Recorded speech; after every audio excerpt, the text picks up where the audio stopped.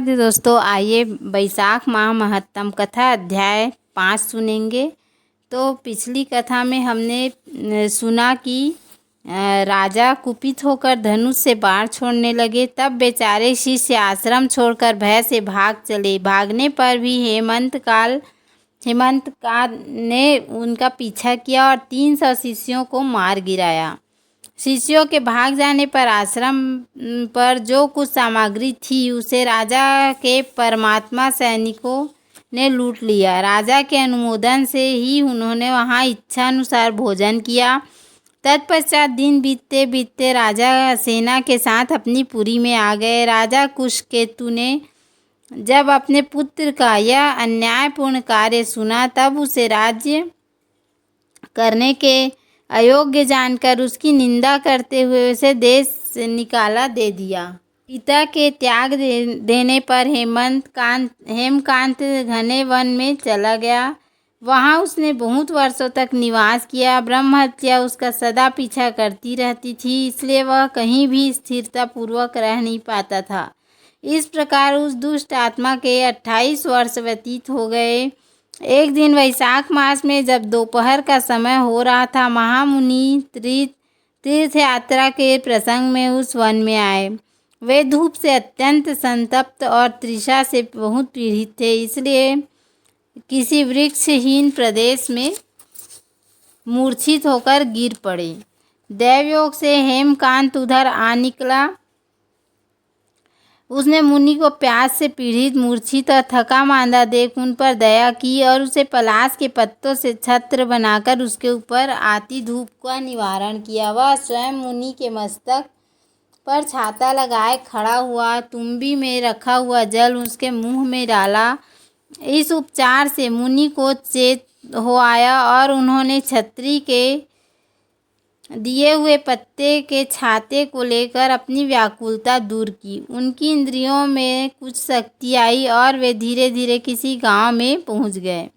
उस पुण्य के प्रभाव से हेमकांत की 300 ब्रह्म हत्याएं नष्ट हो गईं। इसी समय यमराज के दूत हेमकांत को लेने के लिए वन में आए। उन्होंने उसके प्राण लेने के लिए श्रृंगग्रहणी रोग पैदा किया।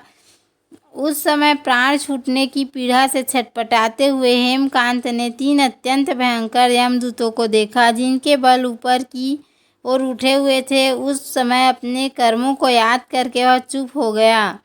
छत्रदान के प्रभाव से उसको भगवान विष्णु का स्मरण हुआ। उसके स्मरण करने पर भगवान महाविष्णु ने विश्वक्सेन से कहा, तुम शीघ्र जाओ, यमदूतों को रोको, हेमकांत की रक्षा करो।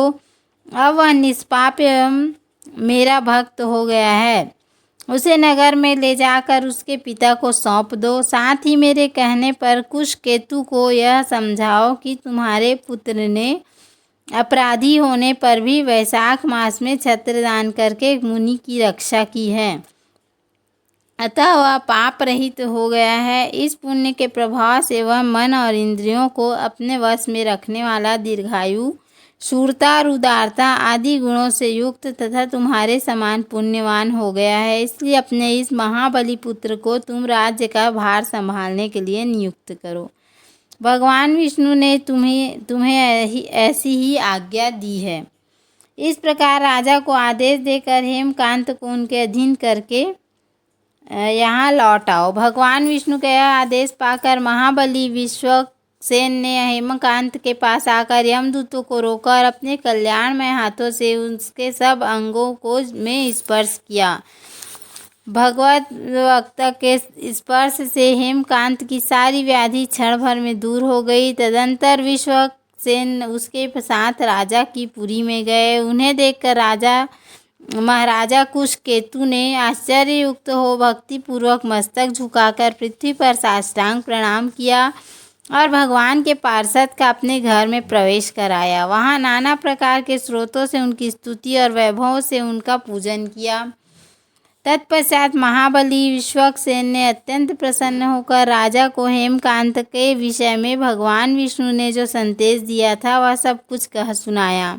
उसे सुनकर कुशकेतु ने पुत्र को राज्य पर बिठा दिया और स्वयं विश्वक्सेन की आज्ञा लेकर उन्होंने पत्नी सहित वन को प्रस्थान किया। तदंतर महामना विश्वक्सेन हेमकांत से पूछकर और उसकी प्रशंसा करके श्वेतद्वीप में भगवान विष्णु के समीप चले गए। तब से राजा हेमकांत वैशाख मास में बताए हुए भगवान की प्रसन्नता को बढ़ाने वाले शुभ धर्मों का प्रतिवर्ष पालन करने लगे। वे ब्राह्मण भक्त, धर्मनिष्ठ, शांत, जितेंद्रिय रहकर सब प्रकार की संपदाओं से संपन्न हो गए। उन्होंने पुत्र पौत्र आदि के साथ समस्त भोगों का उपभोग करके भगवान विष्णु का लोक प्राप्त किया। वैशाख सुख से साध्य अतिशय पुण्य प्रदान करने वाला है। पाप रूपी ईंधन को अग्नि की भांति जलाने वाला, परम सुलभ तथा धर्म, अर्थ, काम, मोक्ष चारों पुरुषार्थों को देने वाला है। बोलो श्री हरि विष्णु भगवान की जय। तो उम्मीद है आपको हमारा वीडियो पसंद आया होगा। यदि हमारा वीडियो पसंद आया तो वीडियो को लाइक, शेयर और सब्सक्राइब करना ना भूलें। धन्यवाद। राधे राधे।